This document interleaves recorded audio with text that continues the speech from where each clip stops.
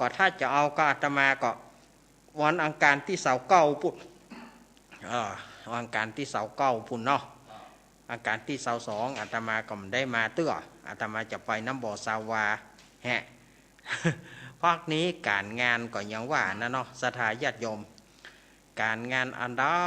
มันก็มาจ้วนจ้ำเพราะว่ามันใกล้ปีใหม่พอใกล้ปีใหม่แล้วเนี่ยมันก็เลยรายการต่างๆอาจจะขาดจะเกินไปพ่องนะเมื่อมาปะกันแล้วขอขอบคุณทางสถานีต่างๆที่เปิ่นลิงก์สัญญาณสู่คลื่นวิทยุของสถาญาติโยมว่าให้ญาติโยมได้ฟังกันเช่นว่าในวันนี้ก็สถานีวิทยุคลื่นพระพุทธศาสนาการศึกษาและวัฒนธรรมวัดฝ่ายหินตำบลสุเทพอำเภอเมืองจังหวัดเชียงใหม่ 104.50 เมกะเฮิรตซ์โดยเมตตาปรมีธรรมของท่านอาจารย์ท่านพระครูสมุวิสุวัตวรกิจโจสถานีวิทยุวัดพระบาทอุดมน้ำบ่อสาวาอำเภอฝางจังหวัดเชียงใหม่โดยเมตตาปรมีธรรมของหลวงพ่อสุจิตตานุรักษ์ท่านอาจารย์เจริญโชติธรรมโมแล้วก็ตุปิโจสถานีวิทยุธรรมะของชุมชนห้วยตองสักเรดิโอตั้งอยู่วัดห้วยตองสักตำบลขวงเปาอำเภอจอมทองจังหวัดเชียงใหม่โดยเมตตาธรรมของหลวงพ่อวาปีวรมานิตท่านอาจารย์ชวริตชัยวังโสนะ 98.75 เมกะเฮิรตซ์สถานีวิทยุมนต์เสียงธรรมอำเภอแม่แจ่มตั้งอยู่ที่วัดบุพารามตำบลจ้างเคิงอำเภอแม่แจ่มจังหวัดเชียงใหม่โดยเมตตาธรรมของหลวงพ่อมงคลวิสิทธิ์แล้วก็ท่านอาจารย์อุทัยทั้งสองท่านสองอุทัยสถานีวิทยุแม่วางเรดิโอสถานีวิทยุบ้านแป้นเรดิโอสถานีวิทยุบ้านทุ่งเรดิโอ 89.50 เมกะเฮิรตซ์โดยป่ออุดมแม่เทียมวันพุทธวงศ์และก็หลายสถานีเนาะที่ท่านได้ริงสัญญาณวันนี้ก็ขออนุโมทนาขอบคุณทุกท่านที่เอื้อเฟื้อเวลารายการสารธรรมยามแรงนี่ก็จะมาปะกันตั้งแต่บ่าย 3 โมงจนถึง5 โมงแรงวันจันทร์วันอังคารก็จะเป็นท่านอาจารย์ท่านพระครูอภิวัฒนะไม่ใช่วันจันทร์วันอังคารจะเป็นของหลวงลุงชัยวัดนาคเสโนหรือว่าตุลุงยองพุทธพัฒสุขเป็นรายการของท่านอาจารย์ท่านพระครูอภิวัฒนวิกรมเสาร์อาทิตย์ไม่มี เสาร์อาทิตย์ไม่มีเนาะมีแล้วมีโซ นี่ก็มาปะก่อนวันนี้เดี๋ยวมาปะก่อนวันนี้เป็นวันพุธที่16 มีนาคมพุทธศักราช 2565 เดือน6เหนือเดือน4ใต้ออกมานี่14ค่ำวันพร่ำว่าเป็นวันโกนวันนี้เป็นวันโกนหรือว่าวันห่อวันดาวันพุธนี้จะเป็นวันเดือน6เพ็งเป็นวันพระถือว่าเป็นวันพระใหญ่เดือน6เพ็งเพ็ญเดือน4เนาะทางภาคกลางเพื่อเฮาว่าเพ็ญเดือน4ทางเมืองเหนือเฮาว่าเดือน6เพ็งวันพุธนี่ก็ศรัทธาญาติโยมอย่างที่อาตมาบอกเนาะวันพุธนี่เทวดาเปิ้นจะเอาพระขี้เหล็กจะเอายามาใส่ไว้กับพระขี้เหล็กต้นพระขี้เหล็กวันพุธนี่ไผเก็บมากินเป็นยาเนอะวันพุธนี่นะไผเก็บมากินเป็นยาถ้าไปเก็บวันนี้ แล้วเอามาลวกวันพุกมันก็บ่มีความหมายต้องเก็บวันพุกนี้ญาติโยมถึงจะได้ยาเนาะอันนี้ก็อาตมาก็แจ้งกับศรัทธาญาติโยมมาตั้งแต่เมื่อใดเมื่อเบาละเดือน6เป็นกินผักขี้เหล็กเนอแล้วก็สะพองนี่หัวใสนะไปเก็บมาแล้วบ่ลวกเตื้อบ่กินเตื้อเน้นลักบ่ฮึกินว่าอาตมาละเน้นลักบ่ฮึกินเน้นลักคือกินวันเดือน6เป็นก็ญาติโยมเก็บมาแล้วก็กินต่อฝ่ายไปเจ้ว่าอย่างฮือหรอกเมื่อเก็บมาแล้วก็กินต่อแต่มันบ่เป็นยาอีบ่ได้มันก็ผักขี้เหล็กธรรมดาที่เขากินแต่ถ้าจะเอายาจะฮื้อมันเป็นยาก็คือวันพุกวันเดียวเท่านั้นตลอดทั้งวันเนี่ยวันค่ำมันได้ตะอานะได้วันเดียวแต่ถ้าเก็บมาวันนี้ก็ลวกกินวันนี้เหียพุกก็ก้อยเด็ดกินไม่แต่ญาติโยมบางทีก็บอกว่าเน้นลักเปิ้นบอกนะเพื่อเก็บไว้ก่อนเอาจื้อเขาไปขายเหมาะ วันพุกนี้เป็นวันพระวันศีลเนอร์หลายวัดหลายวาเช่นว่าวันพุกนี้นะประเพณีวัดบ้านปางวัดป่ารกฟ้าวัดห้วยการที่เปิ้นจะมีประเพณีเนาะวัดสิริวัดสิริมังคลาจารย์ดอยลอวัดดงเหนือวัดลงป่าจ่อเนาะวันพุกนี่นะหลายวัดกันเนาะเดือน6เป็งนี่สมัยก่อนนี่ เดือน6เป็งเขาไปเหี่ยวบ้านปางสถานญาติโยมสมัยก่อนเดือน6เป็งไปเหี่ยวบ้านปางม่วนไปกินแกงผักหวานไปกินน้ำพริกลวกผักหวานไปซื้อผักหวานไปกินผักหวานเหมาะบ้านปางแต่ก่อนแต่ก่อนนี่ถ้ามีประเพณีบ้านปางไปแล้วเนอซื้อผักหวานหรือว่าไปหวดน้ำพริกกับผักหวานเนาะเอาอะไรมาแรกก็ไม่ยอม เอาอะไรมาแรกก็ไม่ยอมวันนี้เป็นวันที่16แล้ววันฮือจะเป็นวันห้างน้อยแล้วเนอะศรัทธาญาติโยมวันฮือนี่จะเป็นวันห้างน้อยที่ไหนห้างน้อยปอยหลวงม่อนพระศรี2เมืองดอยนางเกี้ยวทีนี้หลวงลุงก็ไปละท่านบิ๊กบอสก็ไปละวันนี้นะวันฮือก็จะมีเป็นวันห้างน้อยวันที่19วันห้างหลวงวันที่20เป็นวันตาลแห่ขวดตาลเข้ามงตึงมงนะถ้า มงตึงมงนั่นนะม่วนนะแห่ขวดตาลเข้าเนี่ยนะเนาะพ่องเอาหนังหมาหุ้มกองหาหนังงัวบ่ได้เอาหนังหมาหุ้มกองอย่าค่อยหน่อยบ่ต้องได้ตีกองละถ้าเอาหนังหมาหุ้มนะปุ้งเหงมันต้องได้ตีกองแล้วมันลวดท่านนะมีกะเอาหนังหมาหุ้มกองนะมันต้องใจกองแล้วปุ้งเหงหนังหมาหรอมันต้องได้ตีกองละเง่งปุ้งเหง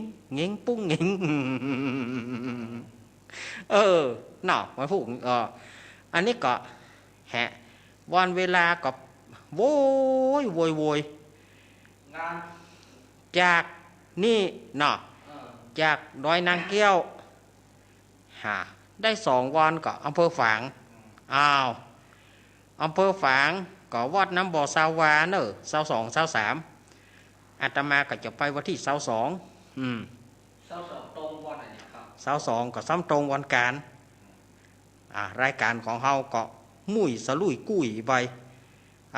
ดีบ่ดีเปิ้นอาจจะถ่ายทอดมากระบอกว่าตังฝางเฮาก็ดูก่อนแต่ว่าถ้าว่าอาตมาก็บ่ได้จัดเตื้อจะให้อาตมาจัดแถมกรรมกับวันที่29อาตมาว่าละวันที่29พุ่นมันถึงจะวันที่29วันที่5วันที่12นี่นะอาตมาจะได้มานั่งจัด โดยเฉพาะอย่างยิ่งวันที่12อาตมาจะงดสวดงดเทศธรรมอาตมาจะเปิดโอกาสให้ศรัทธาญาติโยมพ่ออุ้ยแม่อุ้ยได้ป่านปอนปีใหม่ในวันอังคารที่12วันหน้าอาตมาจะงดสวดงดเทศกรรมก่อนป่านโอกาสให้ศรัทธาญาติโยมได้ป่านปอนกันยายพรเกี่ยมปอนไว้เนอะยายพรลูกหลานมานะห่อนึ่งตับหมูมาเพ่ได้ประชาสัมพันธ์ต่อไปกับบริการประชาชนแม่คำใสชัยวงศ์อายุเปิ้นกับประมาณ70 ปลายเนาะเปิ้นก็ได้ถึงแก่กรรมไปเมื่อเจ้าวันนี้บัดนี้ลูกหลานก็ตั้งศพบำเพ็ญกุศลที่วัดที่บ้านสันเหมืองตำบลหนองร่องอำเภอเวียงร่องจังหวัดลำพูนเปิ้นจะชาปนกิจก็วันศุกร์เนอะวันศุกร์เปิ้นจะชาปนกิจที่สุสานประจาหน้าวัดสันเหมืองเนาะอันนี้ก็ลูกเต้ากู้คนเป็นเจ้าเจ้าภาพเนาะกู้คนของแม่คำสายชัยวงศ์ถ้าสถานจะยมตังบ้านตงตะลี่ตังสายบ้านตงตะลี่นี่นะสายบ้านตงบ้านเวียงนี่จะหู้จักแม่คำสายชัยวงศ์เนาะเปิ้นมีญาติบ้านตงตะลี่นี่กะตังญาติเปิ้นมีเผียวปลาซางบุญเนอะฝ่ายที่หู้จักแม่คำสายกับแม่คำสายได้ถึงแก่กรรมแล้วเนอะเอาละศรัทธาญาติโยมมาปะกันวันนี้ผมขอสักคำหนึ่งเด้อผมขอกราบสวัสดีอาจารย์สวัสดิ์กิจโจเฮาเหมือนกันนะครับผมขอกราบไหว้สาตุปีหนุ่มวัดไฟหินเฮาเหมือนกันนะครับผมขอกราบไหว้สานั่นกับไหว้สาทุกคนที่ฟองขึ้น104ในเวียงนี่เนาะขึ้น104วัดไฟหินในเวียงนี่ก็ดีผมขอกราบสวัสดีกำนันหนุ่ยเฮาเหมือนกันเด้อครับผมขอกราบสวัสดีพี่พิสมัยคนงามเฮาเหมือนกันนะครับผมขอกราบสวัสดีแม่เพนคนสู้ไม่เกินแสนนักสวัสดีพ่อซักเฮาเหมือนกันสวัสดีทุกคนที่ฟังขึ้น104ฟังขึ้นได้รอนี่ก็ดีที่ฟังขึ้นได้รอนี่ก็ดีครับบ้านเราเป้ามีงานข่าวดำเนาะคือพ่อซักวงสาฟอนเป็นอ้ายของพ่อหลวงแหวงวงสาฟอนเนี่ยเนาะถ้าหอยหูจักพ่อซักนี่ก็ดีวันทุกนี้เป็นวันดาเพื่อนนั่นเด้อวันเฮอนี่จะเป็นวันเสียแล้ววันเผาแล้วเด้อครับเผาพ่อซักวงสาฟอนนั่นนะครับถ้าหอยหูจักพ่อซักนี่ก็ดีที่ฟองขึ้นนี่ก็ดีนะครับเพื่อจะเสียวันเฮอแล้วครับคืนวันทุกนี้จะเป็นคืนสุดท้ายเปิดนั่นนะครับอยู่หมู่3ครับบ้านศพนี่อยู่หมู่3เป็นลูกใจพ่อเหล่าเทพสุวรรณครับถ้าหอยหูจักพ่อเหล่าเทพสุวรรณนี่ก็ดีอันนี้คือลูกใจเปิดลูกใจเปิดจะเสียวันเธอนั่นนะครับถ้าหอยอยากเอาไปห่วงบุญกับแม่พันนี่ก็ดีครับผมติดผมติดงานแต่คืนนี่ผมไปกรุงเครื่องคือป้าหลวงดุลเขาน้อยครับป้าหลวงดุลเปิ้นขอผมไปกรุงเครื่องเสียงครับเฉพาะป้าหลวงเปิ้นเอาไปแต่งขึ้นรถเขาต้องไปคุมเต็นเปิ้นพอติดงานก็พอมันต้องไปบอกเปล่าครับผมขอขอบคุณนักเด้อขอบคุณหลายๆที่ฟังขึ้นนี่ก็ดีนะครับครับขอบคุณครับเอาละศรัทธาญาติโยมสาธุชนทั้งหลายก็อาตมาภาพก็ได้ได้จ้าเจก็แจ้งงานไปต่างคนก็ต่างมีงานเหมือนกันเนาะศรัทธาญาติโยมเต้าโป่งนะก็สุมะกันเหียอาตมาก็ บ่ได้มาเมื่อคืนอาตมาก็ถึงได้มาเมื่อวาน น่ะเหลือแต่ว่าเปิ้นจะบอกคือถ้าเปิ้นว่ามากำเนิดอาตมาก็มาถ้ามันบัติดอย่างนะถ้ามันบัติดอย่างนะอาตมาถึงมาอย่างตะคืนนี่ถ้าถึงอาตมามามันก็บ่มีไผคุมแล้วก็แถมอย่างหนึ่งฟ้าฝนก็บ่ค่อยเป็นใจสักได้ตะคืนมันก็สีขลึ่งแต่มันบ่ตกถ้าเป็นคืนก่อนนี่ก็คือถ้าไปคืนก่อนก็คือได้อย่างเดียวเพราะว่ามาตึงฝนมาตึงลมมาตึงฟ้าแมบคืนตะวันซืนคืนวันจันทร์นะก็เนี่ยใดมันน่ะเนาะมันหน้าหัวปีก่อนที่จะเสนอสาระอันอย่างต่างๆนั้นเฮาจะมาเล่นละครกันก่อนบ่ ละครวิทยุนี่หาฟังได้ยากแล้วนะสถานญาติโยมตาก่อนนี่สถานีวิทยุต่างๆจะต้องมีละครเล่นคณะเกี่ยวฟ้าคณะกันตนาคณะนีริกานนท์คณะเกตทิพย์สยาม81นี่เสียงใส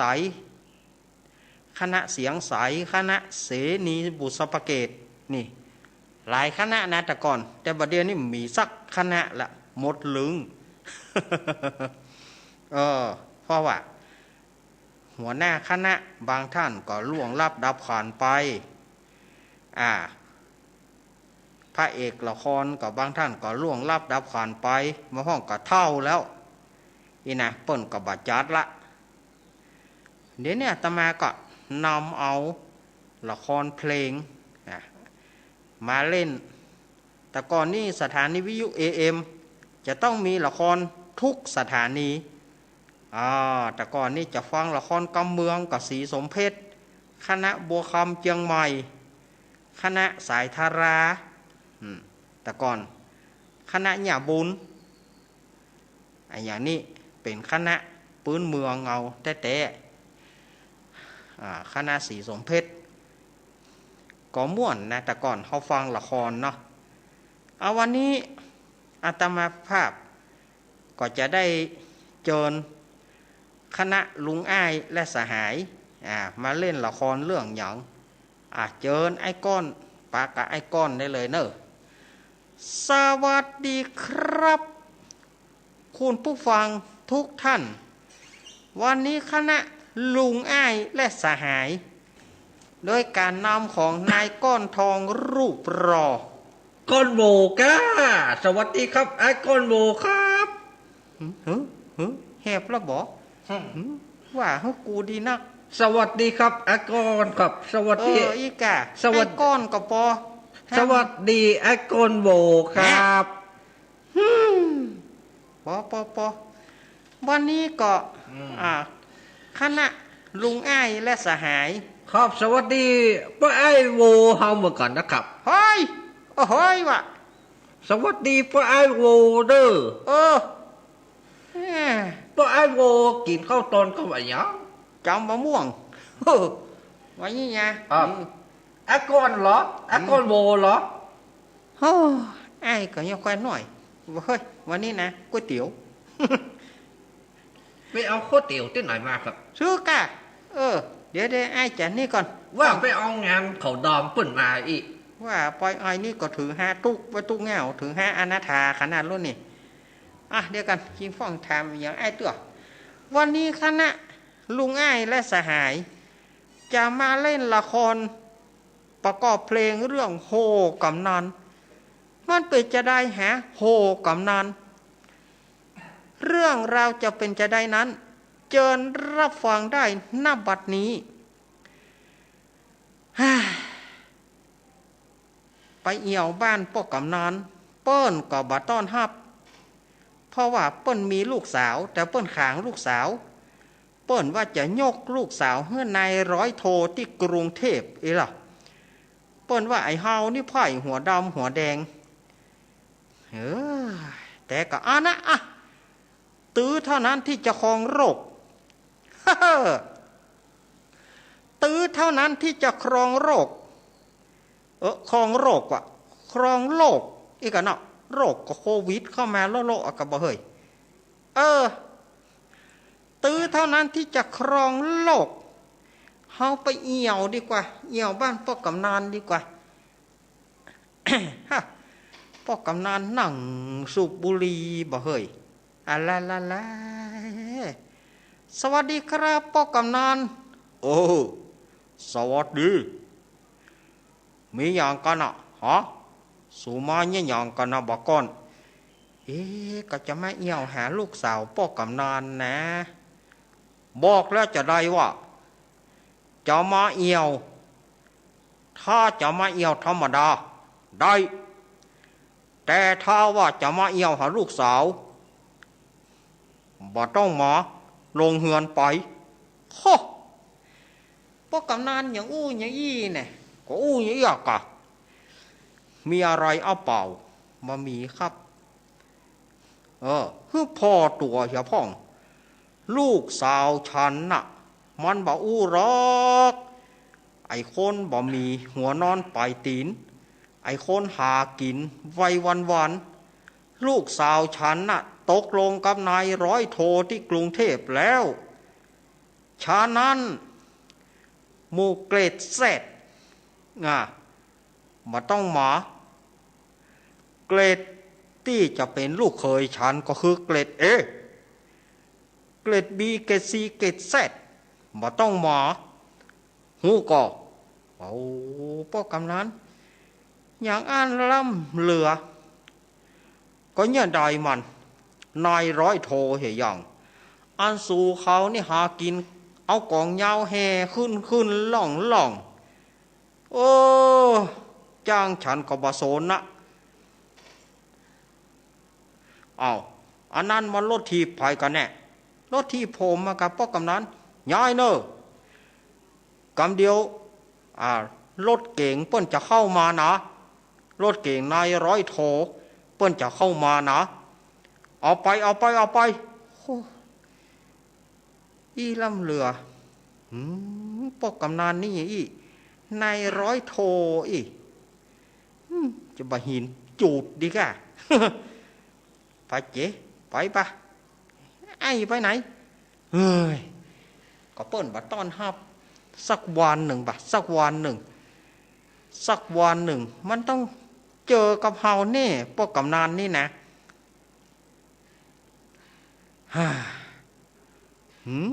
ไปแล้วบ่หน้าบ่พอตาตัวบ่พอตัวแต่งมาจะมาจีบลูกสาวลูกสาวฉันมันคบนายร้อยโทปุ้นอันนายร้อยยังสูมันบ่ได้อันอย่างหรอกวันพูกวันฮือนี่นายร้อยโทเปิ้นจะมาลูกน่ะนายร้อยโทเปิ้นจะมาลูกเคยเฮาจะมาอันไอมูนี่บ่ต้อนรับสักอย่างอันนั้นไผเอาหนังสือพิมพ์มาส่งเนี่ยพ่อกำนันครับหนังสือพิมพ์ครับยินดีเนอะไปรษณีย์หนังสือพิมพ์กะหนังสือพิมพ์นี่เขียนว่าจะได้หาไหนอ่านดูเหรอ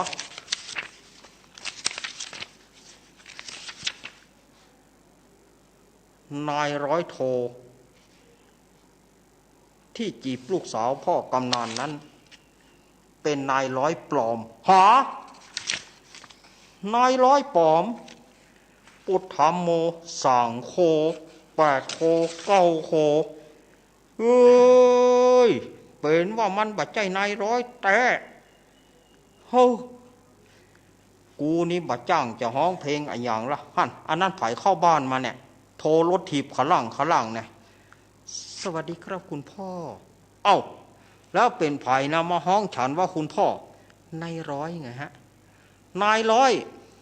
ก็นายว่าเป็นนายร้อยโทบ่ใจกะก็โทรรถถีบไงฮะโทรรถถีบขึ้นล่องโอ้โหเสียหูกำนี้กำหนึ่ง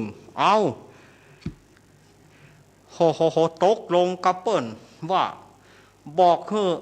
บอกว่าจะเป็นพ่อหลวงผู้ช่วยต่างๆเพื่อมาช่วยงานว่าจะแต่งงานลูกสาวกับนายร้อยโทธรรมโมสังโฆเป็นนายร้อยโทรถถีบขึ้นล่องขึ้นล่อง แม่เฮ้ยแม่เฮ้ยเจ็บอกเจ็บใจบอกหูจะห้องเพลงอะไรอย่างเพื่อไผ่ฟังละโว้ยสวัสดีครับพ่อกำนันครับรับจ้างล้างรถเก่งก็ครับปะมาเยอะๆกันนี่เนอะโอ้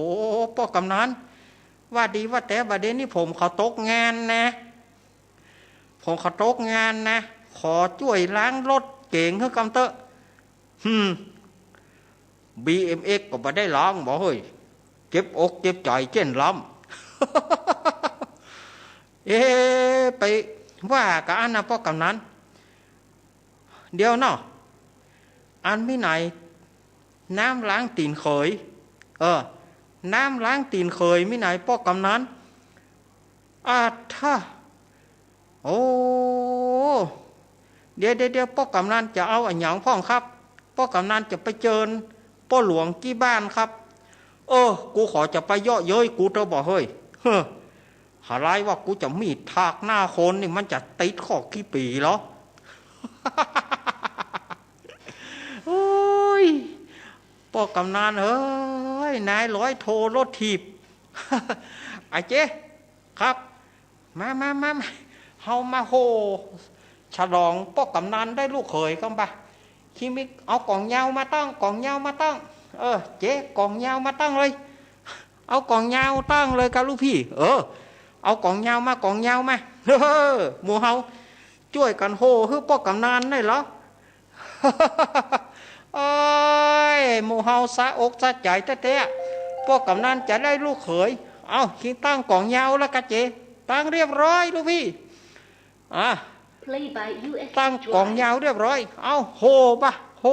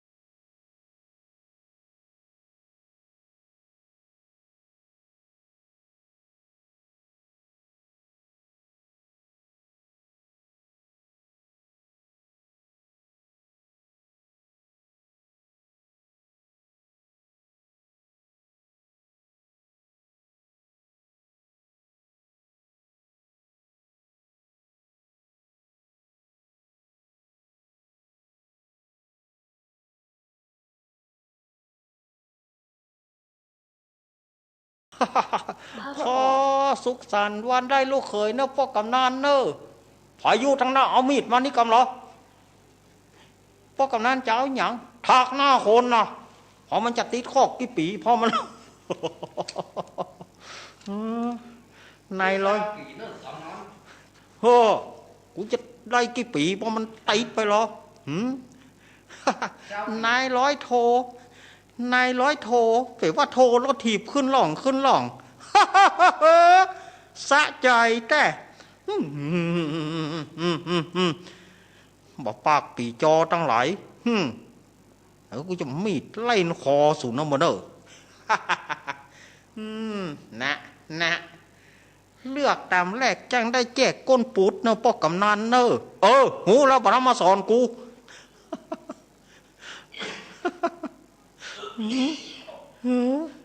เนี่ยสาญาติโยมเหยนายร้อยโทนายร้อยโทก็เดี๋ยวว่าโทอย่างโทรถถีบ สะใจแต่เนาะพ่อกำนันเนาะ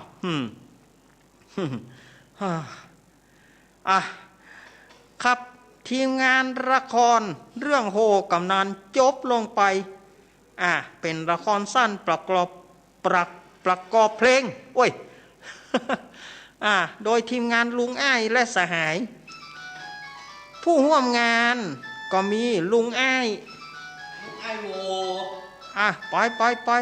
ไอ้น้องรักฝ่ายโฮโทหาคิงลุงอ้ายโวนะจ้ากูเนี่ยเนาะ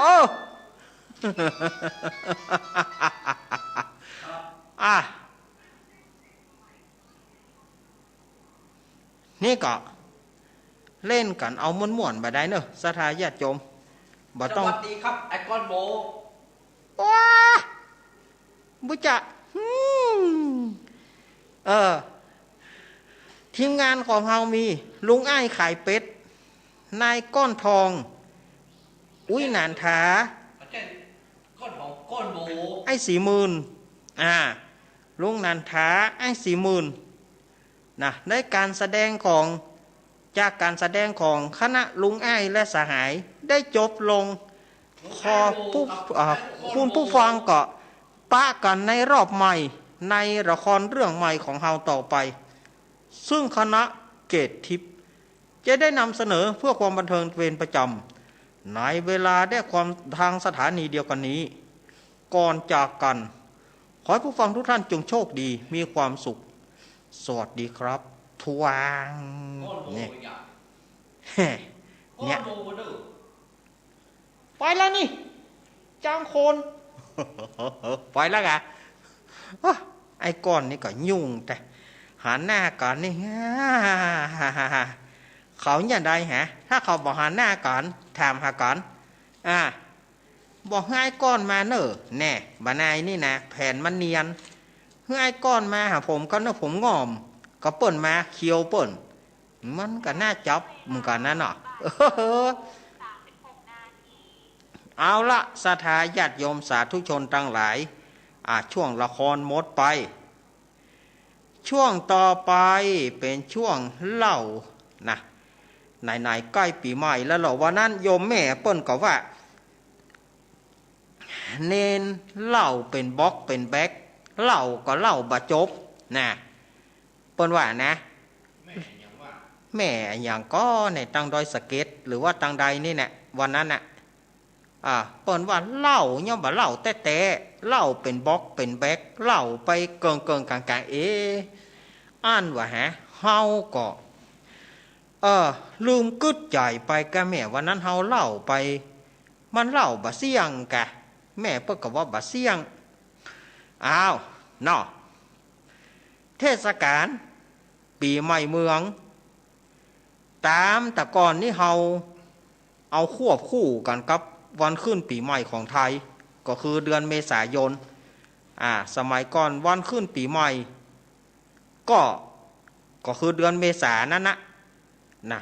ลวดกับสงกรานต์สมัยก่อนแต่นั่นนะการละเล่นปืนบ้านก็อย่างเช่นว่าการเล่นบักกอนการเล่นกระป๋องการเล่นบ้า การเล่นโจงโจรไก่พ่อง เล่นพายพ่องอันนี้มันก็มีมาตั้งแต่โบราณเนาะแม่เนาะแล้วก็การสนุกสนานการโหดน้ำโหดหนองสมัยก่อนมันก็มีคือใจน้ำเนี่ยไปสื่อสารเป็นการขอขมากันหรือว่าแสดงความฮักกันสมัยก่อนก็ใจน้ำเนี่ยไปสื่อโทษนะครับขอโหดน้ำหน่อยนะครับอย่าโหดน้ำเพิ่งก็บอกว่ากันแต่ภายหลังมานั่นจากโหดน้ำที่เป็นสื่อโหดน้ำก้อยๆกลายเป็นโหดน้ำแห้งเอาเข้าเอาน้ำสาดก่อนเอาน้ำฟาดก่อนไล่ตานกันมัดกันยับล่อน้ำก่อนพ่องเนี่ยเอาเข้ามันเล่นเกินกับไปอยากฟาดอยากอะไรโอ้เจไปเลยมันออกกล้องเล่นไปเลยกล้องมันได้เปิดเล่นไปเลยฮะสมัยก่อนเนี่ยเอาน้ำฟาดหน้ากันเอาภายหลังมาก็เอาแป้งไปปะหน้าปะตากันเอาแป้งไปปะหน้าปะตาก่อนเอาน้ำแข็งบางทีเอาน้ำแข็งไปก้อนไปขว้างใส่เปิ่นกาหยางกาเอาน้ำฟาดกันแห้งๆสมัยก่อนเนี่ยมันจะเป็นในการเล่นน้ำนี่แรกๆมันก็ดีอยู่แต่ภายหลังมาก็เล่นกันแบบโหดๆเนี่ยในการเล่นน้ำทีนี้ภายหลังมาเมื่อปี2484ปี2484พระนาท่านจอมพลป.พิบูลสงครามซึ่งเป็นนายกรัฐมนตรีในสมัยนั้นเปิ้นก็ว่าปีใหม่สากล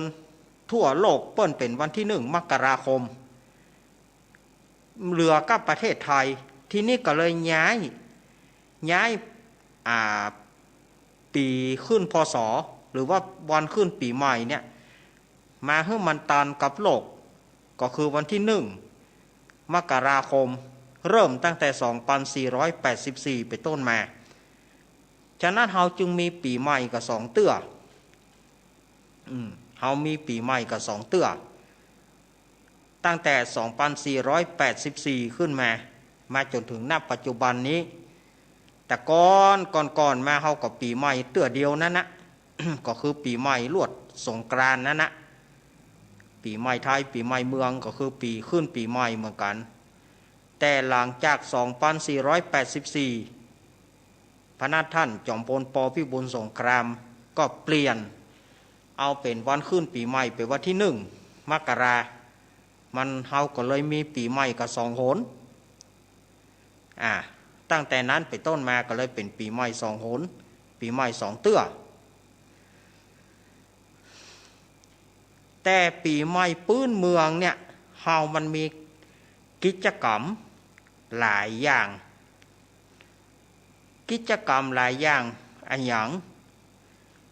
เริ่มตั้งแต่วันสังขารล่องวันสังขารล่องนั้นลูกเจ้ามาก็ได้ยินเสียงบะทบบะภาพตมตามไหลสังขารไหลปูสังขารหญ้าสังขารยิ่งบะเดียวนี้ซ้ำให้บางท่านก็จะเอาสังขารล่อง13บางพ่องก็จะเอาสังขารล่อง14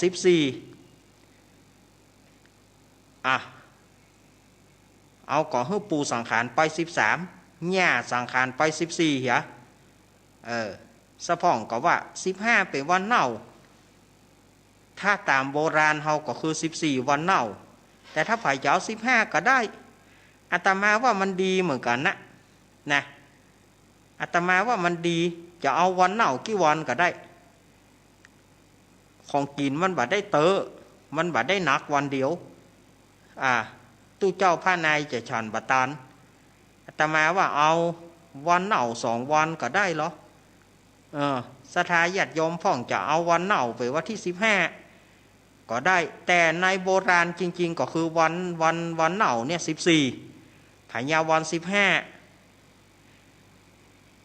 อันนี้ก็แล้วแต่ที่ฝ่ายจะถือเอาหีดเก่าหีดใหม่เนาะ อันนี้เปิ้นก็บ่ได้ห้ามนะฝ่ายจะเอาอย่างใดก็ได้อันนี้เอาวันที่13นั้นสังขารหล่องนะมันตึงเสียงบะทบหูรับตับไม้ละมันตึงเจ้าบะแจ้งจนถึงแจ้งมากินข้าวไงเขาก็ยังจิอยู่เขาว่าจิไล่เสนียดจันไล่วะไล่ปูสังขารหญ้าสังขารวะเขาว่ากันแน่ไล่ปูสังขารหญ้าสังขารวะเขาว่ากันระวังเนอเดี๋ยวปูสังขารหญ้าสังขารจะล่องบะตอนนะถ้าภายจำ2521ได้กี่ปีแล้วนี่44ปีแล้วนี่ภายจำปี2521ที่เปิ้นว่าเขาจิบะทบยิงปืนกันแล้วไปสังขารกัวสังขารล่องบะตานบะได้ล่องสักกำเพราะเขาจิบะทบบะภาพนักลำไปเปิ้นแปลงปีใหม่น้อยแห่งกำหนึ่ง2521นะอาตมาจำได้จนตะหอดบะเดียวสมัยนั้นอาตมาอายุเท่าใด10 ขวบแต่อาตมาจำได้อยู่ตอบบะเดียวนะ2521ที่เปิ้นว่าปีนั้นสังขารบ่ได้ล่องบ่ฮู้เปิ้นไปเอาตำราไหนบ่ฮู้แม้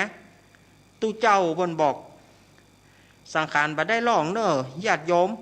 แปลงปีใหม่น้อยแห่งปิงเปิ้นบอกนะไปเอาอาตมาก็บ่ฮู้เรื่องเตื้อสมัยนั้นพอดีว่าอาตมาก็เป็นละอ่อนอยู่แล้วก็อาตมาแม่ห่อขนม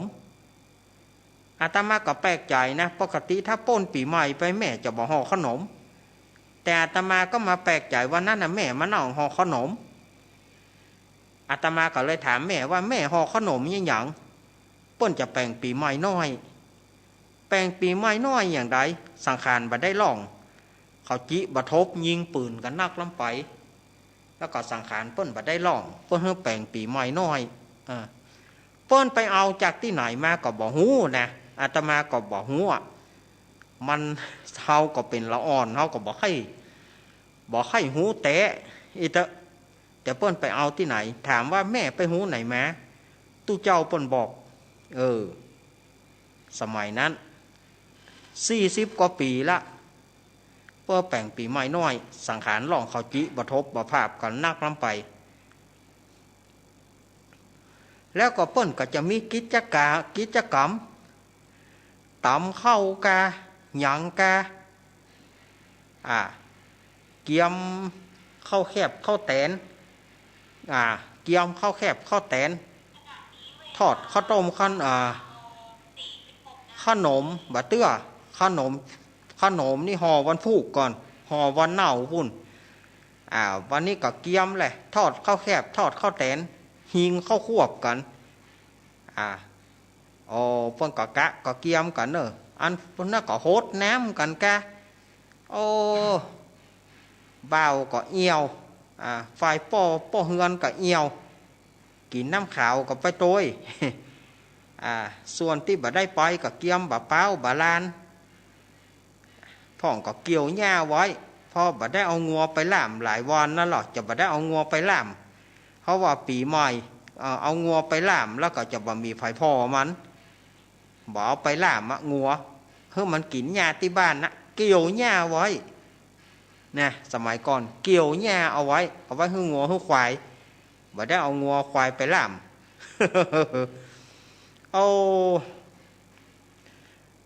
มันม่วนนะเกียมกันบะเป้ามีไหนอย่างมีไหนตองมีไหนเกียมมาให้พร้อมสะพ่องก็ไปซื้อหมูมาอันนี้ทางกินนะไปซ้อซื้อหมูมาไปซ้อซื้อควายกอกมาแล้วก็ไปไล่ถามกันเนอะไผจะเอาจีนพ่องเนี่ยจะว่าลาบมันพูกไผจะเอาจีนพ่องหรอกเพราะถ้ามันตึงปนปี้ตีนางเนี่ยเนอะไปซื้อหมูมาไว้ไปซื้อควายมาไว้เอามาไว้หรอกเมื่อก่อนกิจกรรมก็โหดน้ำกันนั่นนะอันเรื่องโหดน้ำนี่มันตึงมี สมัยแต่ก่อนนี่พระน้อยนี่ไปไหนเปิ้นบ่โหดแหนมพระน้อยเนนน้อยไปไหนเปิ้นบ่โหดแหนมเปิ้นบ่โหดแหนมพระเนนนะแต่ก่อนสถาญาติโยมคนแต่ก่อนเปิ้นกลัวโหดแหนมพระโหดแหนมเนนเพราะกลัวเป็นบาปถ้าเป็นเบ้าเป็นเตียวนี่ไปที่ไหนมานิมนต์เนนซ้อนรถไปเขาทุ่มโหดถ้าเขาไปคนเดียวเขาเปียนิมนต์พระน้อยไปโดยพระน้อยกะป่ไปนะก็ได้จะซื้ออันนั้นอันนี้ฮื้อ ข้าได้อย่างได้จะซื้อฮื้อขณะไปกู้หน่อยนี่ก่อนพระน้อยไปโดยเขาบ่เปียหรอกหมู่บ่าวนะกันน่ะก็ซื้อขนมกาอย่างกาฮื้อพระน้อยกะ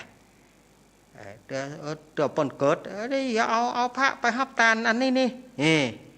เอาพระน้อยไปฮับตาลนี่กำเดียวประกอบโหดนี่แต่ก่อนสมัยมาเดียวก็ลองกะหอนกับพ่มเผลอพระน้อยน่าตัวเน็ตเปิ้นบ่โหดเต็มแก่ยืนหน้าไปน้ำแห้งกะเดี๋ยวไปมีแห้งกะ ล้อมจ่อสมัยก่อนเปิ้นบ่โหดน้ำพระเนนนะสถาญาติโยมในสมัยมาเดียวเขาบ่โซนน่ะเผลอกับพระน้อยน่าตัวดีน้ำแห้งยืนหน้าก็น้ำแห้งไปมีแห้งกะจอดหื้อสมัยที่อาตมาเขาเป็นละอ่อนนี่เปิ้นบ่โหดน้ำพระเนนแต่นะพุทธโมดโคนขี่รถถีบเปิ้นยอมบัดบ่าวรถถีบแฝงกับพระน้อยนะเปิ้นหันพระหันตุเปิ้นลงเหียเปิ้นลงรถถีบเปิ้นบะถีบกายหน้านะแต่โคนบะเดียวนี่บะลีกกระต้มบะลีกกระต้มจะไปเล่นมันของจะเปียเจเฮ้ยโทรศัพท์กันอย่างก็มีนายนี่หมดกระเป๋มีนายนี่หมดมันจะเปียนะไหมเล่นไปเลยฮะคือสมัยก่อนเนี่ยในการเล่นน้ำกันเนี่ยสถาญาติโยมเล่นน้ำแบบมีน้ำแข็งนะน้ำบ่อเขาเนี่ยได้หดน้ำก็ว่าเย็นหนาวมัดกันติดเก้าเป้าเก้าหมากนะสมัยก่อนนะที่บ้านอาตมาเนี่ยแม่อุ้ยปลาเปิ้นตายไปแล้วนะแม่อุ้ยปลาตัวเปิ้นน้อยนะแต่ว่าย่อบคนหล่อน้ำนี่ไผเอามันตุ่มเป๊ะ หาว่าตัวเปิ้นน้อยจะสวัสดมันฮึตกไงนะมันตุ่มตกสวัสดเขาจะเอาฮึหลุดมันตุ่มหลุดมือเหนียวตัวน้อยๆนะตัดหยอดลากขอมาโหดแหนม มัดติดเก้าเป้าเก้าแมกกันแต่ก่อนม่วนแน่ตำเข้ากาหยางกานะทอดข้าวแคบข้าวแตนเอามาจิ้มกันโลข้าวแคบใหม่ข้าวแตนใหม่ยิ่งเปิ้นแปลงแล้วนี่นะเปิ้นสมัยบัดเดียวมันหังซื้อหมดเนาะมันมีไผ่แปลงข้าวแคบข้าวแตนละตาก่อนนี่กันว่าใกล้ปีใหม่มาแปลงข้าวแคบแปลงข้าวแตนกันโหม่วนแน่สถาญาติโยมม่วนกะเกียมอย่างไว้วันพูกจะแย่หยางวันพูกจะลาบวันพูกจะห่อนึ่งล่ะสงวนจีนไว้แล้วหรอจีนยังบ่ได้มาเตือนนะจีนยังบ่ได้เตือกะโครงการไว้ละพวกว่าเจ้าจะลาบ แต่ก่อนมันเป็นอีแต่หรอพวกว่าเจ้าจะลาบจะห่อนึ่งกะโครงการไว้เรียบร้อยแล้วกลางคืนก็เล่นกันฮ้องเพลงฮ้องรำทำเพลงกันปีใหม่มันม่วนสะพองก็เอาข้าวแคบข้าวแตนมาทอดเมื่อคืนเพ พ่องก็ทอดเมื่อวานทอดเมื่อวานก็มันจะเสี่ยงทอดเมื่อคืนอย่าค่อยหน่อยทอดแล้วเอาปุ่นอะห้อยคือวุ่น เอาห้อยคือวุ่นการละเล่นมันละอ่อนก็เล่นบอกขีดพ่องเอาไม้เหี้ยมาแป่งบอกขีดพ่องบอกขีดแหนมเมินมาก็มีปืนเล่นพ่องมีก๊อกน้ำพ่องน้ำคู่พ่องเนี่ยเอาโฮดน้ำกันโอ้มันบรรยากาศเก่าๆเขาไปที่ไหนนี่นะสถานญาติโยมเปียกก็เปียกให้หน้าปีใหม่เนี่ยตั้งแต่วันที่1 เมษาไปต้นไปต่อเปียกลำซอมลำแซมบัดเดียวนี้ไปเตอะปีใหม่เขาจะมานี่ก็เหมือนกันช่วงเวลา10 ปีเนี่ยเขามาแต่เนี่ยเปียกตลอดต่างอันนี้เมื่อคืนเขามาจัดรายการเนี่ยยังเปียกอยู่ถูกได้ปิดกระจกรถขนาดปิดยังบ่มบ่มขอน้ำสาดกระจกรถย้อนยุคสัก10 ปีนะทัดจากนั้นมาจางไปบ่มีอย่างละปีใหม่ยิ่งมาติดโควิด2 ปี3 ปีขึ้นมาเลี้ยวไปใหญ่วัดก็บ่ได้เข้าพระเจ้าก็บ่ได้ไหว้อู้กันไปกรรมเดียวก้อยมารอบที่2รอบแรกหมดเวลาอาตมาเพียงแต่กรรมเดียวอาตมาพักยกกรรมเดียวเนอะอาตมาพักยกกรรมเดียวหูดังมันก็ตานเดี๋ยวอาตมาขออนุญาตไปสั่งงานกรรมเดียวเดี๋ยวอาตมาจะปิกมาสถานญาติโยมไปรอบที่2นอวันอื่นๆก็เดี๋ยวก็มาต่อวันช่วงนี้ขอยั้งเพียงแต่ก่อนเจริญปอน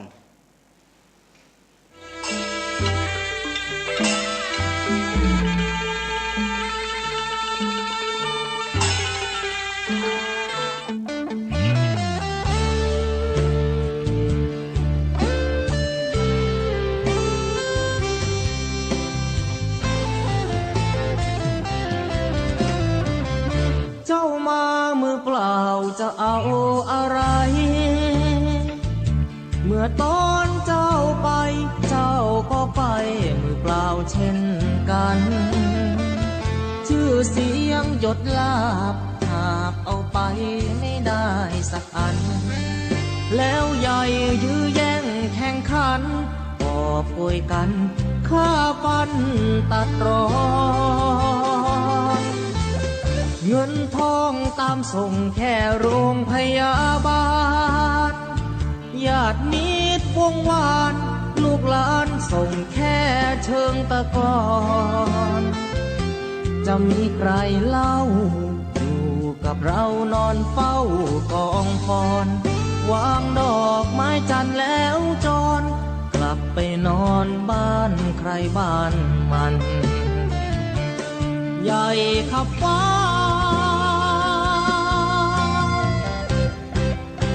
แต่ยังเล็กกว่าฟ้าลงตึกโตโอทงสุดท้ายนอนลงเหมือนกัน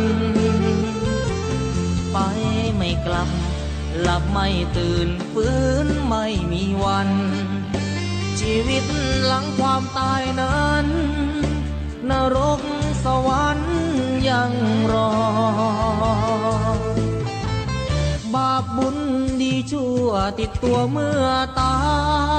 ยเงินทองมากมายคนเอาไปไม่ได้หรอกน้อร่างนอนแน่นิ่งไม่ไหวติ่งเหมือนดังต้นตอตราสังมัดแขนผู้คอไฟไม่หงิกงอเป็นเท่าวีพง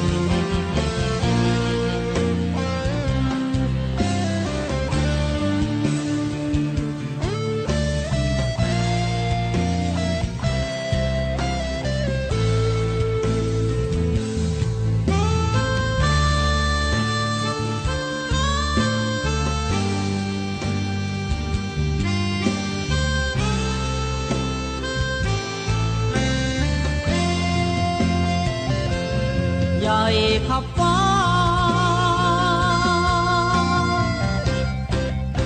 แต่ยังเล็กกว่าฟ้าโลงตึกโตโอทงสุดท้ายนอนลงเหมือนกันไปไม่กลับหลับไม่ตื่นฟื้นไม่มีวันชีวิตหลังความตายนั้นนรกสวรรค์ยังรอบาปบุญดีชั่วติดตัวเมื่อตายเงินทองมากมายคนเอาไป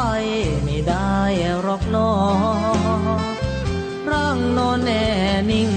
ไม่ไหวติ่งเหมือนดังต้นตอตราสังมัดแขนผู้คอไฟไหม้หิกงอเป็นเท่าผุยผง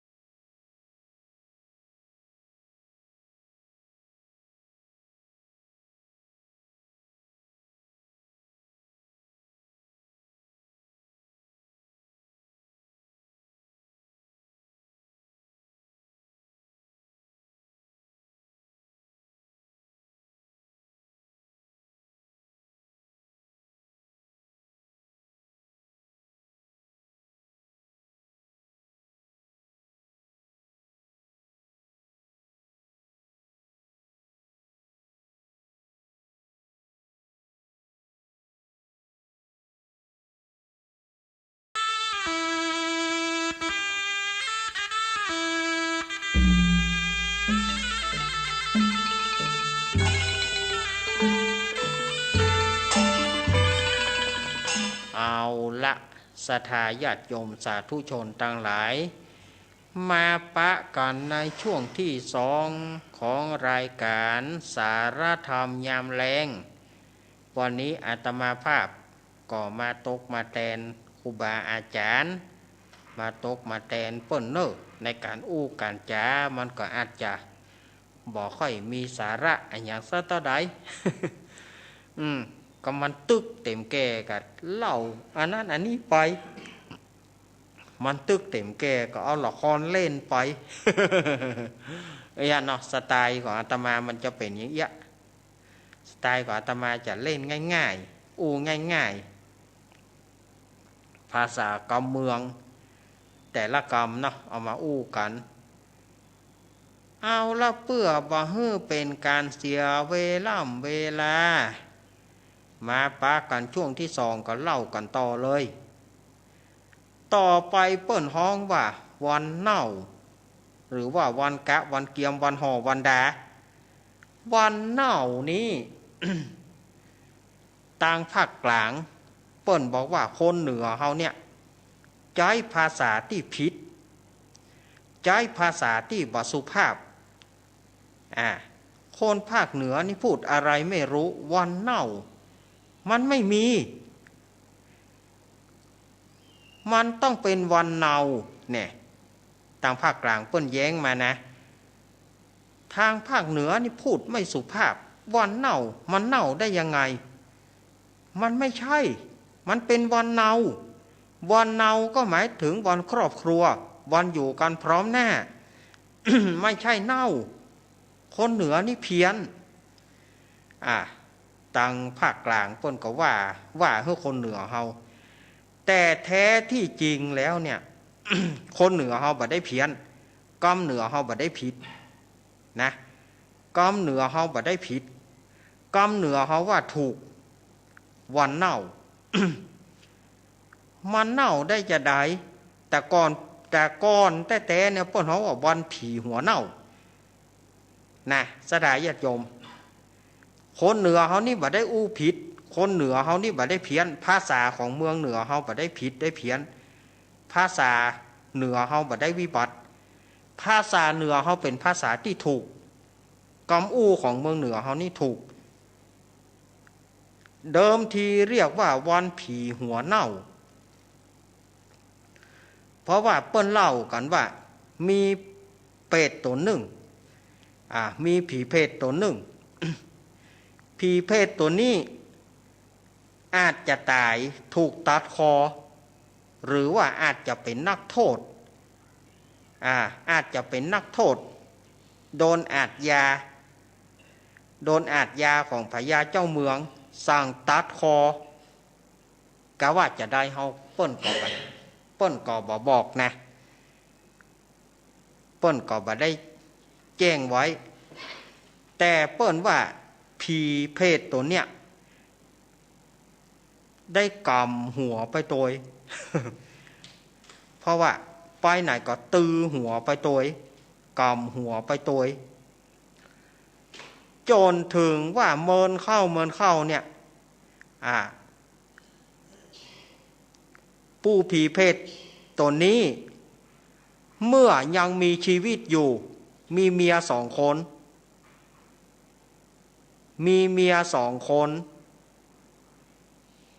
ส่วนเมีย2 คนนั่นก็ส่งสักการต้านคาบแล้วก็ต้านขันเข้าขันน้ำฮือแต่ว่า ผีเพศตัวนี้บ่ได้ฮับเตียวไปบ่มีจุดหมายปลายทางจนหัวปอเน่าจนกระทั่งว่ามันจะเมินบอกได้บ่หัวเมีย2 คนก็ปากันตายเมื่อเมีย2 คนปากันตายแล้วก็ไปปะใส่เป็ดตัวนั้นก็ปากันล่ำให้ปริเวทนาเอ็นดูเป็ดตัวนี้กำหัวไปหัวปอเน่าผีของแม่ยิง2 คนนั่นน่ะก็ปากันเอาน้ำมาส่วยหัวส่วยตัวเฮือกับผัวที่หัวเน่าส่วยหัวที่เน่าออกเปิ้นก็เลยฮ้องวันนั้นว่าวันผีหัวเน่าวันผีหัวเน่าจากนั้นมา กรรมมันยาวไปแล้วก็มันเป็นกรรมบสุภาพเปิ้นก็เลยฮ้องว่าวันหัวเน่าต่อไปมันก็เพี้ยนมาเป็นวันเน่าวันเน่ามาจนถึงปัจจุบันนี้ก็เรียกกันว่าวันเน่านี่อันนี้ภาษาภาคเหนือเฮาบ่ได้ผิดบ่ได้เพี้ยนภาษาเหนือเฮานี่อู้ถูกแต่ภาษาภาคกลางเปิ้นก็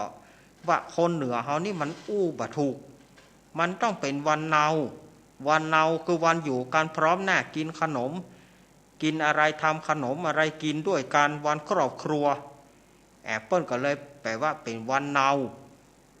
แต่เดิมทีนะมันเป็นวันเน่าจริงๆอ่ะเปิ้ลฮ้องว่าวันผีหัวเน่าจากวันผีหัวเน่ามันก็เลยเพี้ยนกันว่าวันหัวเน่าจากวันหัวเน่าก็เลยเหลือคำสั้นๆว่าวันเน่า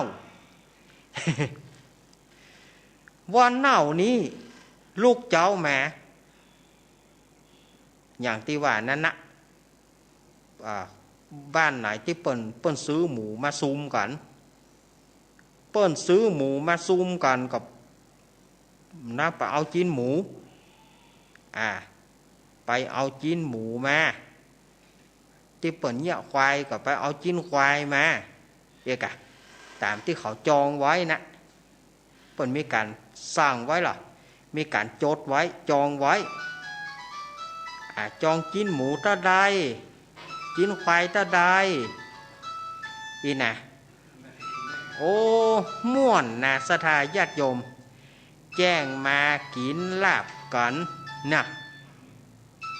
แจ้งมากินลาบกินอย่างกัน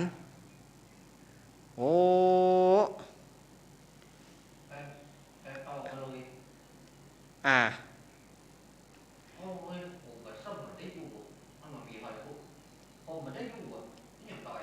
แจ้งมากินลาบกินอย่างกันม่วนสมัยนั้น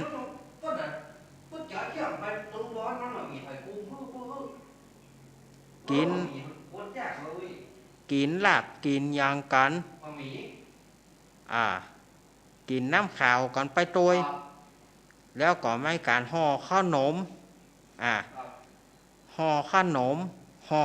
ขนมกันขนมจ๊อกขนมซอสไส้ขนมอย่างต่างๆห่อขนมกันปีที่แล้วนี่อาตมาก็ได้รับข้อมูลจากแม่อุ้ยอวนกิติลังกาเปิ้นว่าเนนไข้หูก็เปิ้นยี่อย่างเปิ้นบ่ห่อข้าวต้มว่าถามเปิ้นยี่อย่างอุ้ยแม่อุ้ยอวนเปิ้นบอกว่าคนเฒ่าคนแก่เจนโบราณเปิ้นบอกว่าถ้าห่อข้าวต้มมันเป็นการต้มปีต้มเดือนเปิ้นบอกให้ห่อข้าวต้มแน่อาตมาได้รับจากแม่อุ้ยอวนอาตมาก็บอกว่าเปิ้นฝากสมบัติชิ้นสุดท้ายให้อาตมาเปิ้นฝากไว้ว่าปีใหม่นี่นะเนนไข้หูเปิ้นบอกให้ห่อข้าวต้มเปิ้นว่ามันไปต้มปีต้มเดือนมันไปต้มปีต้มเดือนเปิ้นก็เลยบอกให้ห่อข้าวต้มอันนี้แม่อุ้ยอวนว่าไว้ปีแล้วเปิ้นบอกให้อาตมาไว้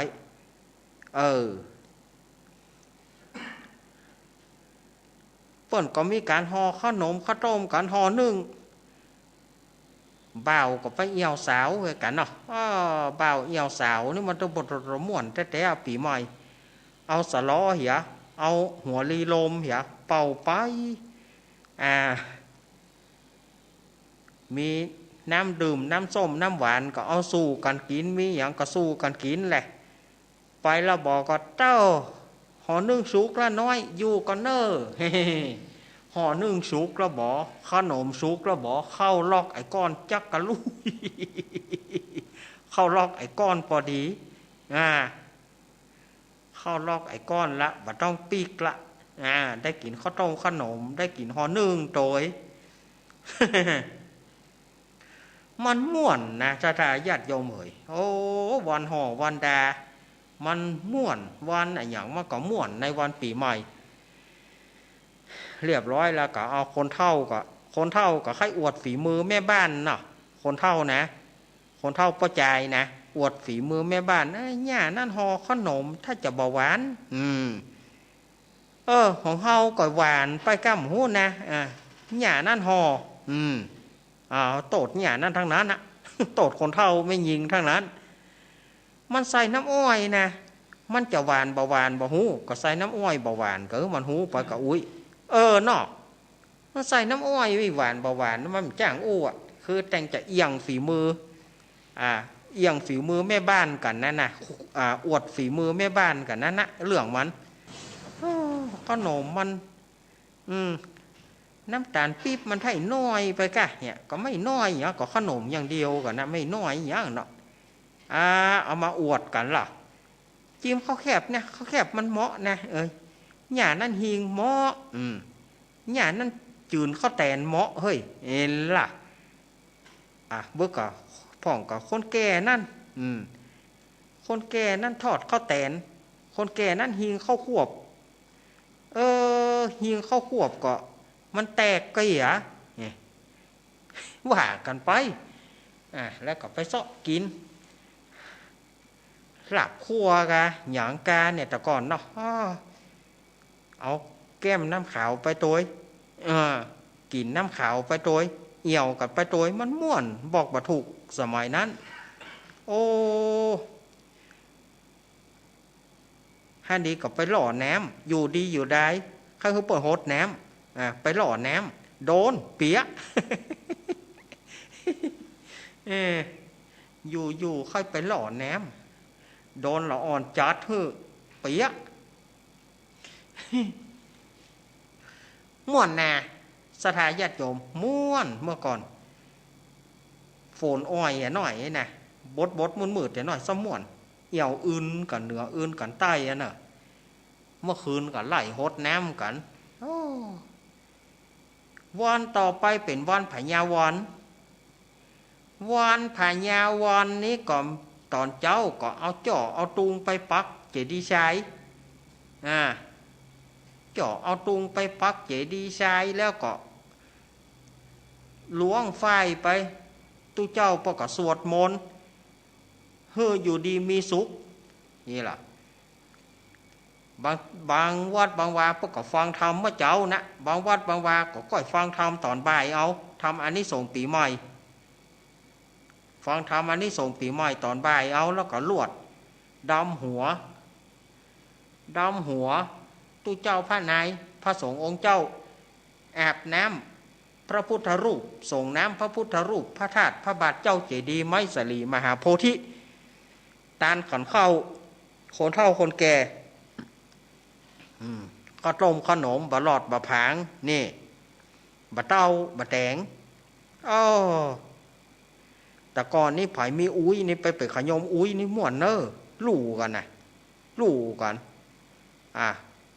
อุ้ยมีลู่กับไปกำป่นเปิดตาลขันข้าวแล้วลู่ขนมกันหงเฮาอุ้ยเอาให้เปิ้นน่ะอุ้ยจะไม่แซ่หลายติดหัวกำเดียวก่อนสู่ก้อนสู่ยากกะคนใดมีอุ้ยนี่ม่วนคนใดมีอุ้ยนี่ปากแห้งตักหยักคนใดมีอุ้ยไปกินบ้านอุ้ยบุ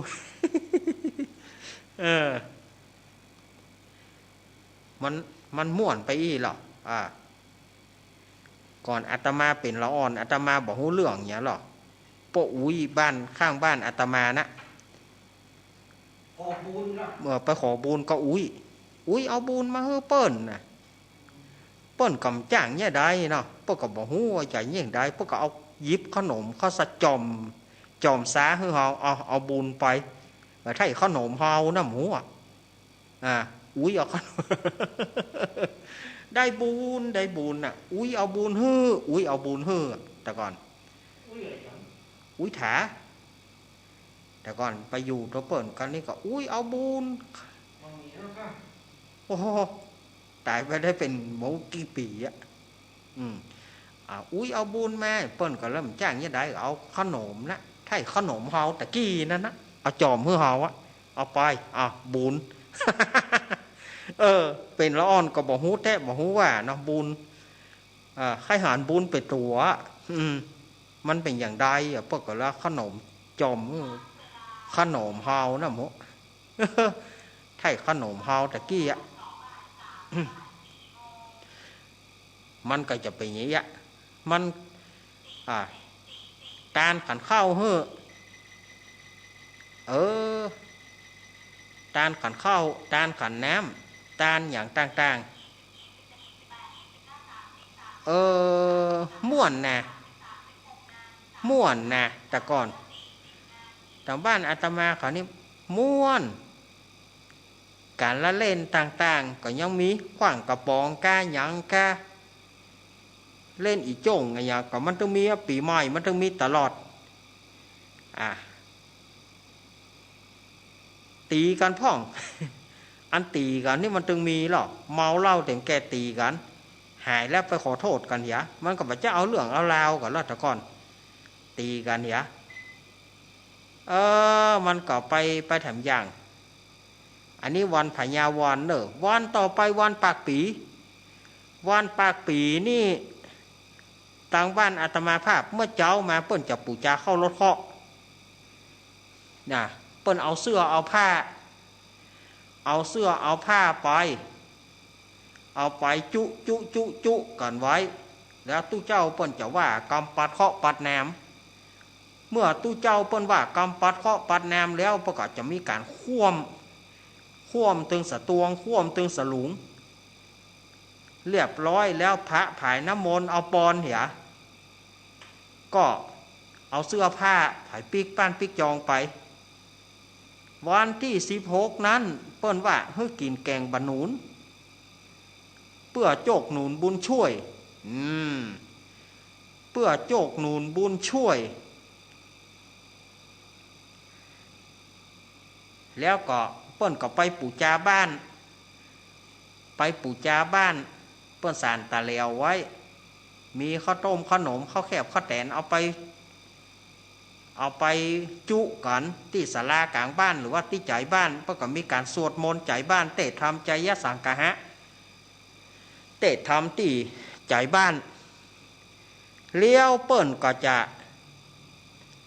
หลังจากตู้เจ้าเฮือปอนแล้วก็เปิ้นก็จะไปดำหัวครูบาอาจารย์ไปดำหัวครูบาอาจารย์ตู้เจ้าพระนาย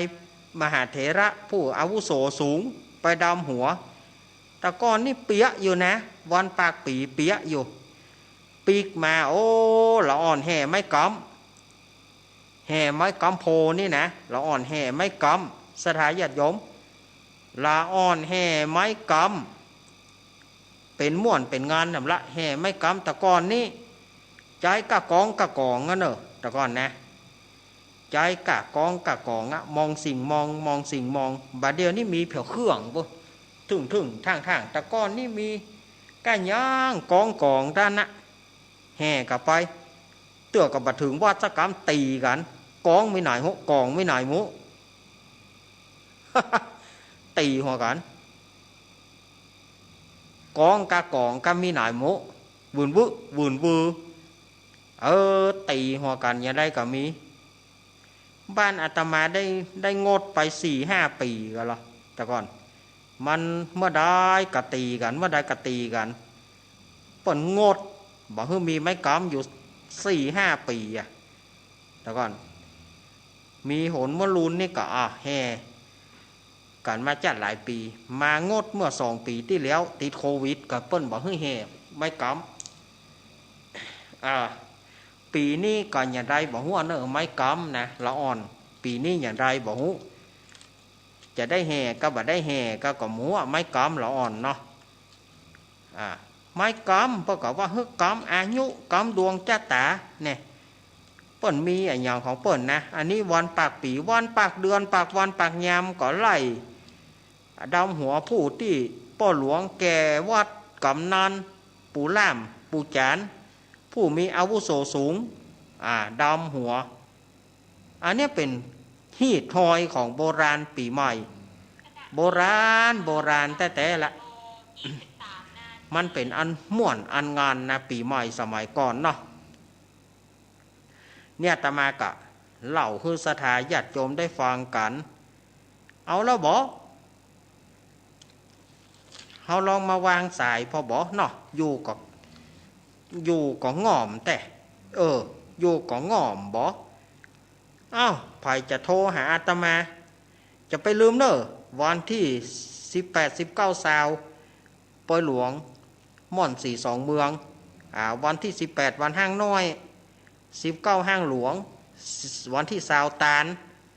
แล้วก็22 23ก็วัดพระบาทอุดมน้ำบ่อสาวาเนอะ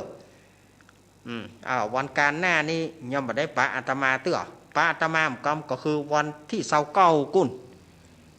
วันอังคารที่29ปุ่นก็ปะกาอาตมากำเดียวเนอะอาตมาอยู่ไปก็ง่อมเดี๋ยวจะวางสายเพราะแล้วว่าจะมีคนฟังอาตมาก่อนวันนี้ เดี๋ยวกันเนอะโทรศัพท์นี่ก็บ่เป็นใจเดิมละบ่ช่วยกันทำมาหากินเดิมละเอาเดี๋ยวกันเนอะสถาญาติโยมโทรศัพท์อาตมาบอกฮู้ว่าเป็นหยังมาละอ้าวใครจะโทรอาตมาโทรเข้ามาได้เลยเนอะ0892140135ใครจะโทรอาตมาเจริญปอนนมัสการเจ้าลุงเฮงยายพร วันนี้เปิดหัวเลยบอฟังแต่เจ้าฟังแต่เจ้าแล้วเนาะฮะโอ้เจ้าบ้านยายเหรอยายจะเปิดเจ้าพ่อคนถามคุณยายแต่วันนี้ยังขายล่องเนาะยังขายล่องว่าเอาคุณยายไปเอาผ้าหัวไปทำไม่ดีแค่ชายเลยชายแล้วเราพักนี่แล้วบ้านนั่งแบบแล้วบ้านหลับเอาแบบเอาโจ้หลับปิ้งมาเอาโจ้ก็หลับปิ้งมาแล้วก็มันถูกที่แม่กูตีเจนเนยังเดินได้ไหมอันนี้หลังบ้านยายพรนอแล้วจะไปขึ้นมาไหน19นะไปเดินนั่งเที่ยววันที่19เนอะยายพรนี่จะไปโอ้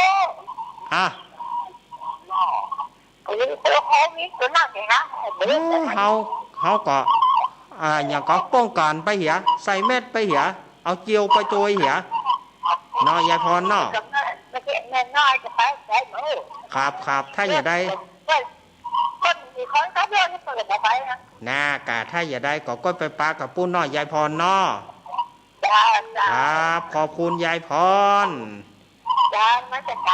ยายพรร้องงัวแดงสันกำแพงเกียงใหม่ยายพรเปิดหัวแล้วเนอะใครจะโทรเข้ามามีก็0892140135แม่พลอยจะไว้สายจ้าท่าจันเลยนะแม่พลอยมาแล้วไม่เคยฟังตั้งแต่เช้าแล้วจ้าตั้งแต่ท่าจันเลยนะมาแล้วนะครับเจ้าม่วนดีกะเจ้าม่วนดีถึงความโหนะอากาศนอกเจ้าแลกกันไปแลกกันมาแลกเปลี่ยนเฮียนหูเจ้าไอ้ที่มาหูแหมนักอยู่ไม่พอได้ได้จ่ายเลยนะหูนักขนาดเจ้าอันชัดเจนดีเจ้าถ้าจ่ายนี้ละขอบคุณแม่พลอยนักเนอะเจ้าไว้สาเจ้าจ่ายนี้นะแม่พลอยสุริยะแม่พลอยนี่เปิ้นอยู่สีถ้อยเนอะอำเภอฝางจังหวัดเชียงใหม่โถไผมาจ้าวันนี้เจริญปอนครับกำลังมาจัดการนั่นมานิรัตปอน้อยโพนครับผมอยู่วันนั้นนี่จึงได้อู้กันเนาะได้นักเริ่มไว้เนี่ยการละมานี่ท่านมาได้ นี่กำเนาะได้ออกค่ะนี่กำแหละรายการกำบอกบัดได้ออกสักกามแต่คืนนี้บัดได้ออกครับคนละก็ฟังอันวันที่เช้าครับเด้อว่ากันปุ่นเนาะเขาจะไป19เนอะพ่อน้อยไป19ไป19เนอะ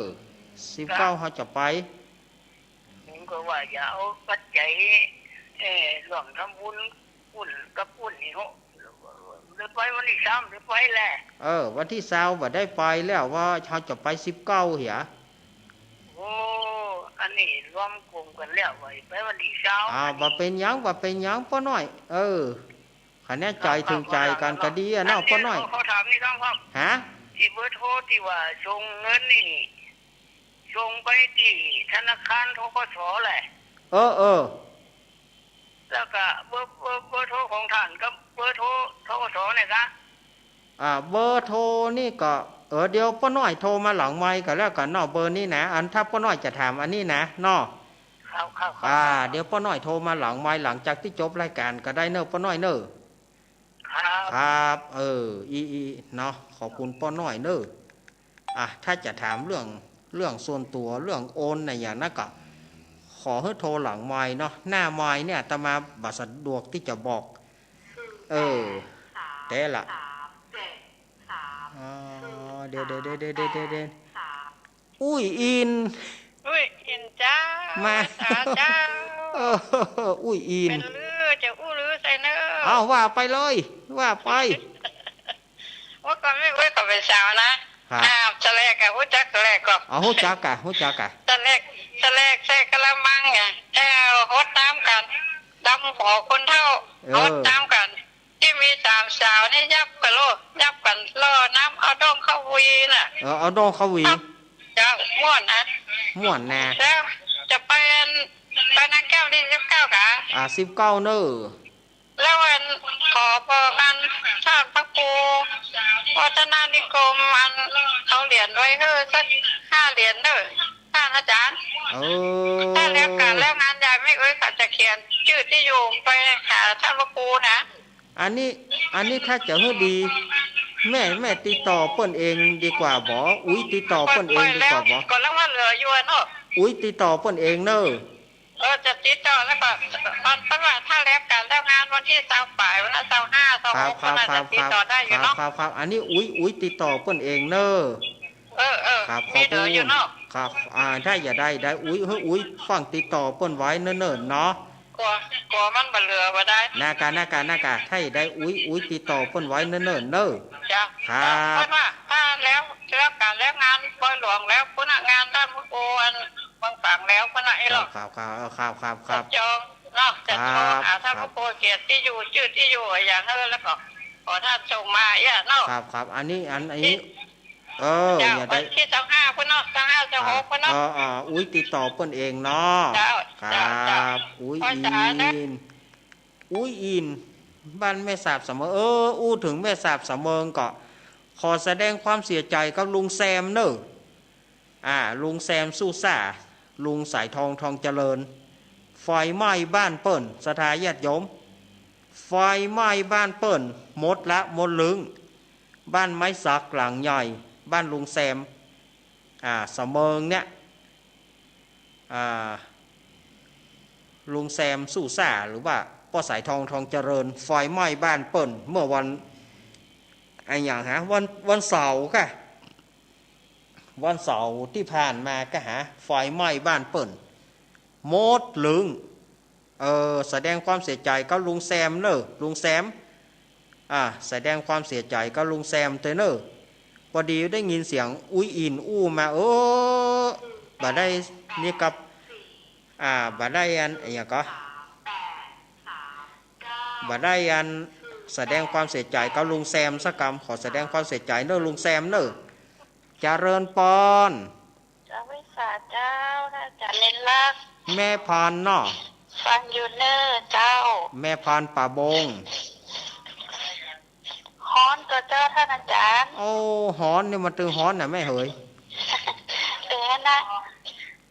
กลางก็ฮ้อนฝนตกกับวันละวันก่อนไม่ตกอยู่อันนี้ตกวันก่อนนั่น ตกวันอย่างฮะตกขึ้นวันจันทร์น่ะเจ้าจำไว้สารนะเจ้าขอบคุณแม่พันเนอร์แม่พันป่าโบงเวียงฝางโทรเข้ามาโทรเข้ามาได้เลย0892140135สายว่างแล้วนะสายบัจเจทีนะนี่แล้วญาติโยมก็ว่าโทรบัตานนี่อย่างจะบัตานแห่สายว่างบ่ว่างนี่เอาโทรเข้ามาได้เลย0837611775โทรเข้ามาอู้การอยู่จุดไหนตั้งใดเนาะถ้าสายว่างสายมันแห่ว่างแล้วนะนี่โทรเข้ามาอยู่จุดไหนตั้งใดลองโทรเข้ามาเนอะเคลียร์เฮือละโอ้948เจริญปอนกลับภาษาลุงเมนเจ้าแม่พรเจ้าอันละปูนมีฝนตกแต่เลยเจ้าลุงเมนวันนั้นมีวันนั้นอ่ะมันลงตัดหายไปทางใดกับมุ่นลงมาชู้หายแซ่บจ้ะนี่ฝ่ามาบังวันนั้นอ่ะแม่พรก็เท่าก็เดี๋ยวก็เนอปอก็เนอเอกะตีละปูนนี้เจ้าแล้วก็นี่ก็มาห้องกับเว็บซอยห้องซอยกับโต๊ะอยู่ดีเจ้าครับแล้วไปโต๊ะกันอื่นเนาะเวนเนาะน่ากะเย็นอยู่เจ้าน่ากะเจ้ากำลังใจลุงเล่นเนอเจ้าขอบคุณแม่พรเนอกราบภาษาเจ้าสาธุแม่พรป่าเศร้าวันนั้นเปิ้นโทรเข้ามาหาอาตมาฟ้าก็ห้องฝนก็ตกเลยบอกว่าแม่พรปอก่อนแม่พรตะอีกันเนอพอจะอู้นักไปก็กลัววันนั้นนะฟ้าก็แม่เพียสุมาอภัยเนอแม่พรเนอโทรมาหาอาตมาได้อยู่เนอะ0892140135โทรเข้ามาหาอาตมาเลยโทรเข้ามาได้เรื่อยๆเนี่ยได้ยินแม่อุ้ยอินโทรมาก็กึดใจหาลุงแซมก็เลยบอกว่าสุมาขอแสดงความเสียใจลุงแซมตัวลุงแซมสู้ซ่าพ่อสายทองเจริญไฟไหม้บ้านเปิ้นไฟไหม้บ้านเปิ้นไฟไหม้บ้านเปิ้นวันเสาร์ที่ผ่านมาหมดหรือไฟไหม้บ้านเปิ้นพ่อสายทองเจริญเนาะญาติโยมโทรมาได้อยู่เนอ0892140135โทรมา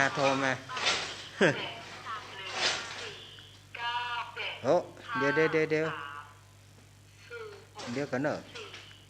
เจริญปอนที่เบอร์ไหนจ้ะติดแล้วอันนี้มันได้เน้นรับจ้ะแม่นะกะแล้วก็เน้นรับนะจ้ะยังจังหวัดดูก็หาเพื่อนจัดรายการเลยกันนะกะก็จัดรายการนะกะเนาะแม่ปิดวิทยุกันกะเดี๋ยวแม่โทรจากไหนแม่ปิดวิทยุก่อนแม่โทรจากไหนโทรจากไม่วางจ้ะแม่บอกแม่วางจ้ะไม่วางฟังเหมือนกันนะโพสต์ประจานนะจ้ะหรอลูกเน้นแม่ก็ถามหน่อยเป็นไงถามมาเลยอันต้นที่เราเอาไปวาดลูกเขาก็จะปักจ่อวาดเนี่ยนะต้นแบบนี้ปลูกได้ด้านไหนต้นหยังต้นอย่างที่เราใช้จ่อไปวาดจ่อสีหน่อยตูงที่เขาปักตูงไปวาดหยังแม่ไปหูไหนมาตอนนั้นเนาะลูกจ๋าไปหูแม่ต้นแบบนี้ปลูกในด้านลูกจะโทรถามตู้ขอดีใจอันนี้โคนของเนี่ยจ้ะมันไปต้นอะไรอย่างอีเด้เอาใจจ่อไปว่าลูกต้นเขาปีใหม่ มัน ต้น ใบมันถึงเงี้ยนั่นแหละต้นอะไรอย่างแต่พุทธนาเป็นต้นดาวคูนะเป็นต้นอะไรอย่างน่ะ ต้นกุศล ต้นก็ส่งหัวใจนะแล้วพวกบริหารที่เขาใช้จ่อปีใบเขาก็จะไปฟังอยู่ดีใจอ่ะ เออ มันมีในด้านนี้ก่อนแล้วในสวนในน้องเราเอามาอยู่มาดูแล้วขอว่าเพิ่มบดีปลูกนี่ละ แม่ถ้ามันมีแล้วก็แม่เขาอยู่วุฒิจำเริญก่อแม่เขาอยู่มันมีปัญหาอย่างก่อเอาอี มัน กอะ แบบนี้มันมีในสวนแล้วมันมีอะไรเดิมแล้วเนี่ย ก็ถ้ามันมีในเดิมแล้วไปคุยเปิ้นอย่างอ่ะ มันมีในสวนมันมีในสวนมันมีก่อนเฮาแล้วเฮาไปคุยเปิ้นอย่างเปิ้นมีอยู่เดิมแล้วบ่เป็นอย่างอ่ะ เออ ใช่แล้วเขาอยากได้อาจารย์เนี่ยเขาไปพูดที่ไหนพูดมาอย่าง ก็มันมีอยู่ตั้งแต่เมื่อใดเมื่อเบาแล้วแม่เขาอยู่กับว่ามีปัญหาอย่าแม่เขาก็อยู่วุฒิจำเริญแม่นก่อ เจ้า ก็ไอ้ไปคุยมันเอาอย่างนี้จะไปยุ่งกับมัน มันมาเป็นอย่างเปิ้นอยู่ของเปิ้นดีๆ เนาะ เออ ถ้าพ่ออาจารย์คนนี้ว่านะ เปิ้นอยู่เปิ้นอยู่ของเปิ้นดีๆแล้วอ่ะมันต้องคุยมันน่อเอาอีน่ออี ไปเอาพ่ออาจารย์คนใหม่มุด ถ้าว่ามันบ่เป็นอะไรอย่างแล้วอ่ะ มันบ่มีปัญหาอย่างแล้วจะไปคุยเปิ้นอย่างบ่ต้องไปคุยเปิ้นแม่เหยอันนี้บ่ใจว่าอ่านว่าอีนะมันมีปัญหาอย่างก็มันมีปัญหาอย่างก็บ่ต้องไปคุยมันผมละฮะนะ089-214-0135โทรมาหาอาตมาได้อยู่เนอะอยู่ที่ไหนจุดใดสุมาเนอะถ้ามาถามอาตมาแล้วอาตมาตอบไปซื่อๆอย่างนะแล้วจะไปโคดเนอะเปิ้นบาดีก็เปิ้นบาดีอย่างใดเปิ้นอยู่หั่นแต่เดิมแล้วแล้วก็โยมมีมันทางบ้านมีปัญหาอย่างก็ถ้าทางบ้านบ่มีปัญหาอย่างบ่เท่าคุย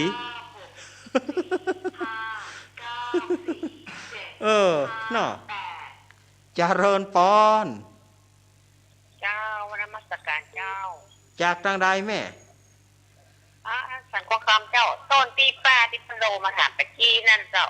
ต้นของต้นเปียงต้นเอามาตูใบอันกองใจแล้วเป็นหนัง ก็น่ากะ เออ ต้นเปียงนี่กะ เจ้าต้นเปียงหันเจ้าอาตมาก็ได้ความรู้มาหน่อยเนาะ เจ้าน่ากะเอาขอบคุณนะแม่สันกวงคำเนาะอีต้นเปียงนี่เนาะขอบคุณเนอะอีกะ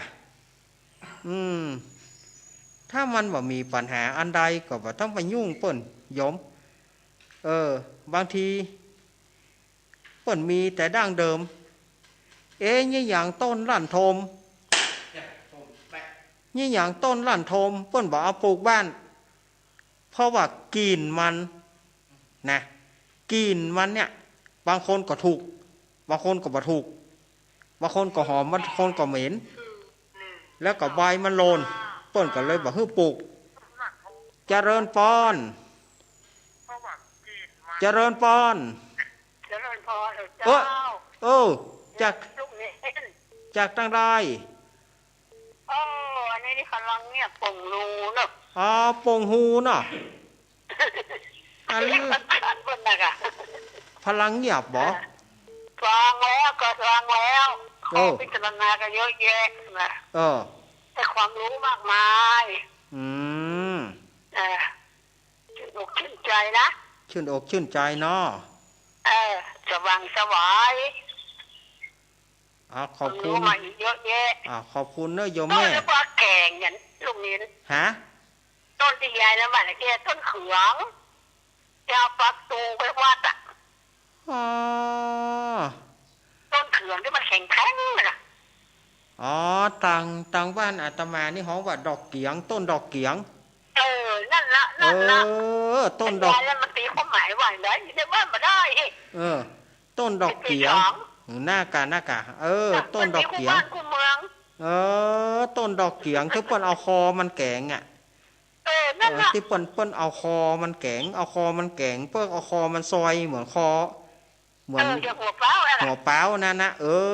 แล้วมันแข็ หัว ง เกียงหัวเกียงดอกเกียง เออ อ๋อบ่เป็นหยังก็ตัวบอกก็เปิ้น อันลูกเนิน โฮ้ยพอทานถึงกองเหรอ ถามมา ฟองเกลือน่ะ โอ้ มันหวานใหญ่วัดออกหวานใหญ่ลืม มันโป้นเวลาแล้วแม่ มันโป้นเวลาก็บอกคือตั้งหลายบอกคือหลายเตือแล้วว่าเดือน6ออกค่ำเดือน6ออกค่ำก็แม่มาถามบัดเดียวเดือน6ก็จะเปงมันหมดเวลาแล้ว มันหมดเวลาแล้ว มันวันไรบ้างมันไร เนี่ยอย่างบาตานเปิ่นยังตานมันหมดเวลาแล้วขอสุมาเตอะบอกเพราะมันใกล้เวลาแล้ว มันหมดเวลาถึงขั้นนี้ว่าบาตานเตื้อนี่แม่เหยอีแม่อาตมาตึงบาจ้างอู้ละแม่เพน นะว่าจ่าจ้าเนเนอร์ ครับ ชัดเจนเด้อกำลังจ่ายเนเนอร์ ครับแม่เพน ฮะ จ่ายเจไปเด้อ ครับ ก็สวกน้ำนะเห็น จ้าผมเมื่อกี้เขาคิดเล็กต้มนะครับ วันพูกกินพักขี้เล็กเนอะ จ่าเอาไว้จ่าเจ้า ครับ ตีสามมือก็สับเก็บเลยเนอะ เขาบอกว่าก็ว่าได้เจมันบางทีเปิ้นมาถามมันมีนเมเวลามันบ่ใจเวลาเฮาบอกตั้งแต่เมื่อใดเมื่อเบาละเปิ้นบอกฟังแล้วประเดี๋ยวเพิ่นจะมาเงี่ยมันมีความหมายอย่างเล่าตึงบอก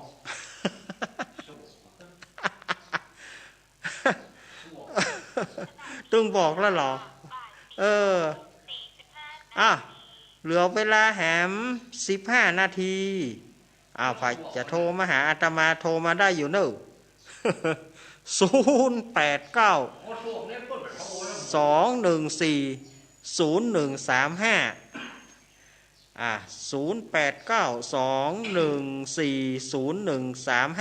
2140135 โทรเข้ามาอันนี้ปีเฮาโยมปีเจ้า ว่าจะได้ คนนี้รู้สึกว่าจะออกฤทธิ์ออกเดชเนาะ หา ก็สวกน้ำที่สมอย ฟังแล้วจะออกฤทธิ์ออกเดช ก็สวกน้ำว่างเลย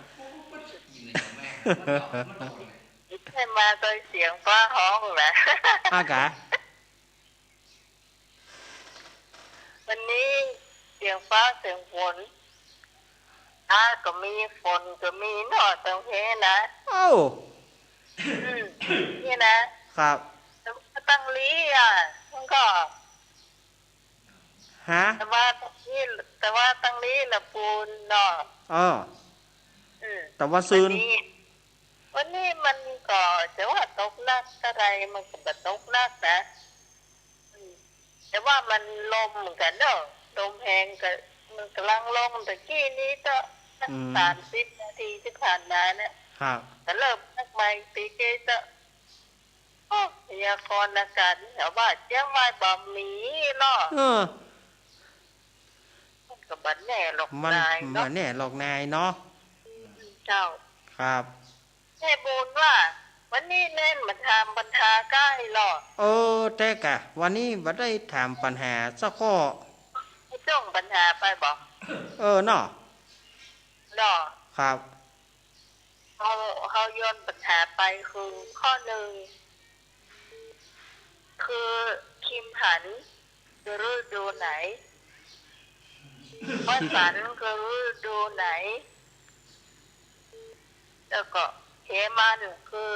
ฤดูไหนคิมหันบ่ยากเนอะคิมหันคือฤดูไหนเหมันวสันคือฤดูไหนแล้วก็เหมันคือฤดูไหนตอบข้อใดข้อหนึ่งมาก็ได้หรือว่าตอบเป็น2-3 ข้อนี่ก็ได้ครับนะแม่บุญจะรอโจทย์อยู่เนาะแม่บุญจะรอโจทย์เนาะครับสวัสดีเจ้าครับ รอบสุดท้ายคิมหันคือฤดูไหนวสันต์คือฤดูไหนเหมันคือฤดูไหนเอาไผ่มาก่อนไผ่มาก่อนไผ่มาก่อนเจริญปอนเจริญปอน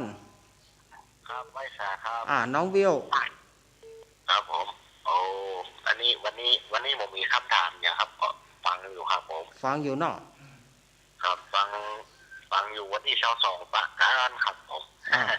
ปากันเนอะน้องวิวเนอะเตรียมเพลงไปดีเนอะเวลาที่มันหมดเวลาแล้วเนาะครับครับลำโพงไปประตูเนอะ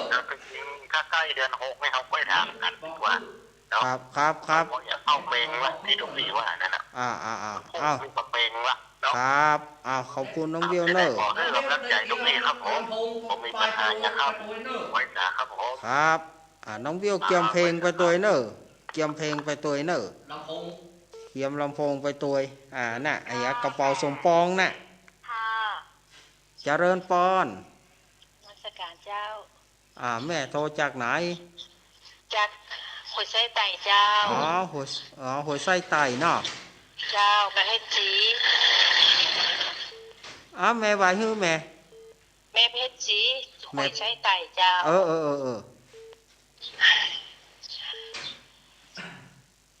แม่เพ่นสีเนาะเจ้าครับแม่วายจะฮื้อน่ะฟังธรรมานี่ดีเนาะดีเนาะได้สาระดีได้สาระเนาะฟังทุกวันฟังทุกวันแต่ว่าเขามาวันเดียวฟังทุกวันแต่เขามาวันเดียวฟังทุกวันเลยขอบคุณเนอะเจ้าแม่ก็แม่บอกว่าฟังตึงวันเนี่ยเฮาไม่ใช่มาเจือหรอกถ้าว่าฟังกู้ตนกู้องฟังตึงวันเนอะอันนี้ถูกถ้าแม่บอกว่าฟังท่านอาจารย์ตึงวันนี่ไม่ใช่เพราะเฮาไม่ใช่มาตึงวันเอามาวันเดียวเจริญปอนไหว้สาเนล่ะจากทางใดแม่ปานีเนาะแม่ทอนแม่ทอนแม่ทอนตะจกแม่ทอนตะแม่ทอนตะจกวัดเนนเหมือนได้ปล่อยนี่เขาเองยังยังมาได้ติดโควิดกันนักหนึ่งหมู่บ้านเนี่ยก็เขาติดแม่ฉีดยาแล้วไม่ฉีดวัคซีนแล้วมันก็ติดแล้วก็ฉีดแล้วก็ยาหาหมอปุ้นวันที่16ปุ้นวันที่16ปุ้น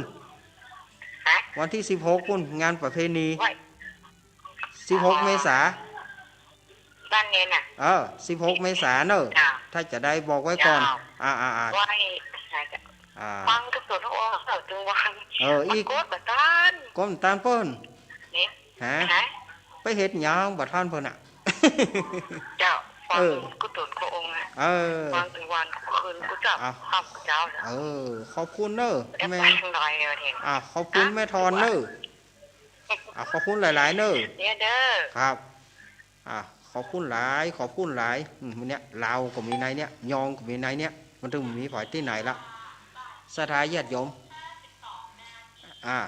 โรคแก่งแคนี่นะอาตมามีนี่คนเดียวเท่านั้นป่นลาวมากับลาวใส่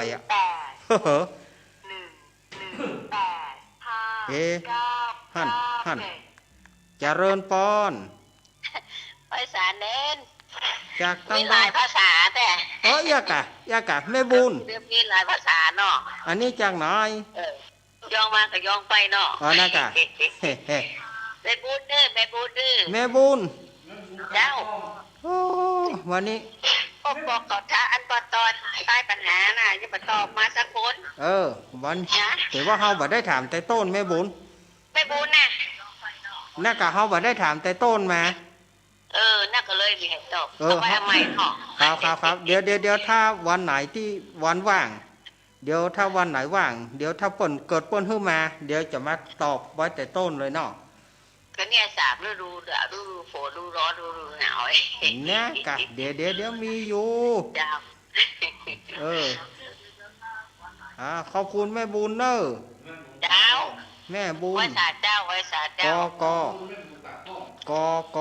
กาดก้อมกาดก้อมประตูเจียงใหม่แม่บุญเนี่ยมีหรอแม่บุญแม่บุญแล้วก็แม่บัวบุญแม่บัวบุญคนหนึ่งแม่บุญด่วนคนหนึ่งแม่บุญคนหนึ่งเนี่ยนะธรรมะคลายเครียดเนอะแม่บุญทีมงานของธรรมะคลายเครียดหัวหน้าทีมโทรมาละพี่สมัยโทรมาละวันเสาร์นี่อาจจะมาได้ปะกันวันเสาร์อาทิตย์นี่นะจะได้ปะหรือมาได้ปะกันก็ยังบอกงูแต่ว่าแน่ๆก็ขอพักก่อนเถอะ เอาว่าอย่างไรดีว่าขอพักเพราะอย่างเพราะว่ามันเหนื่อย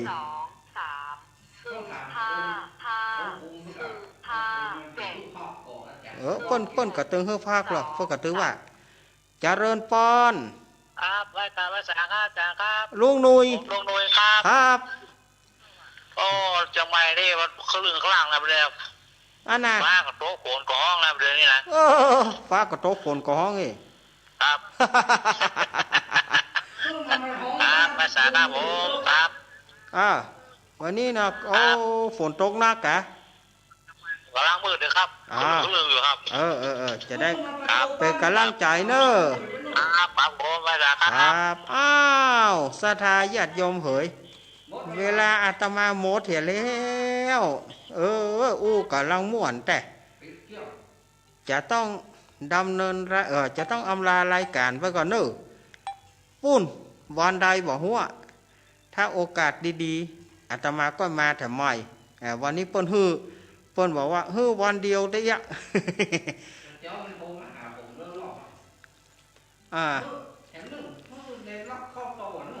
วันใดก็ไม่วันใดก็บอกหูถ้าอย่าได้ก็ก้อยฟังกันต่อไปในโอกาสต่อไปเนอะวันนี้อาตมาภาพอู้ผิดไปด้วยประการฉันใดขอสุมาอภัยศรัทธาญาติโยมทั้งหลายขอให้ศรัทธาญาติโยมทั้งหลายอยู่ดีมีสุข อายุมั่นยืนยาวเหมือนกันทุกคนนั้นจงจักมีจัตตารโอธรรมาวัฏันติอายุวโนสุขังพระรัง